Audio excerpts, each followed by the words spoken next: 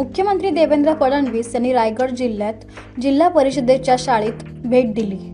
यावेळी मुख्यमंत्र्यांनी डिजिटल लॅबचं उद्घाटन केलं। त्यावेळी विद्यार्थिनी यशश्री गुलेनं मुख्यमंत्री फडणवीसांची मुलाखत घेतली। पाहूया। या प्रवासाची सुरुवात ही एक विद्यार्थी चळवळीतून झाली। अखिल भारतीय विद्यार्थी परिषदेमध्ये विद्यार्थ्यांचे प्रश्न सोडवून मी इथपर्यंत आलो।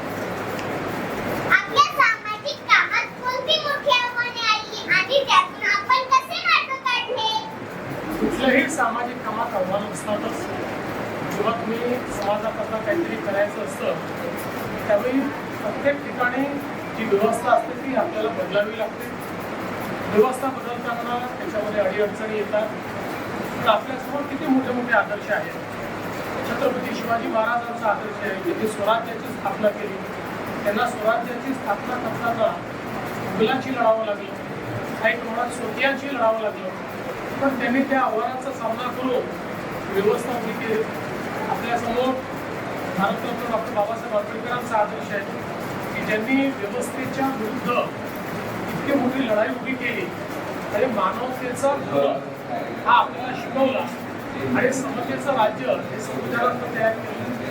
त्यामुळे कुठेही आपण जेव्हा व्यवस्थेचा विचार करतो त्यावेळी त्याच्याशी संघर्ष करावा लागतो, पण चांगलं काम जर आपण केलं तर चांगल्या कामामध्ये आपण यशस्वीच होतो, कधी अयशस्वी होतो। असे खूप अनुभव आहे, पण आजचा अनुभव जास्त लक्षात राहील तू घेतलेली मुलाखत।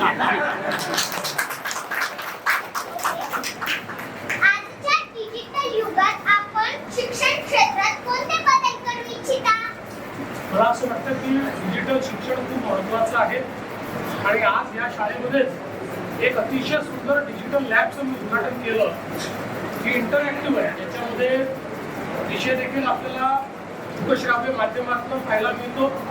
त्याच्यानंतर त्याच्यावर प्रश्न देखील आपल्याला विचारता येतात आणि त्याच्यावर आपल्याला परीक्षाही देता येते। मला असं वाटतं की आता डिजिटल युगामध्ये डिजिटल शिक्षण हे अत्यंत महत्त्वाचं आहे। प्रत्येकाकरता डिजिटल शिक्षणामुळे शिक्षणाची दारं उघडलेली आहेत आणि जगातली कुठली गोष्ट ही आता आपल्याला शिकता येते।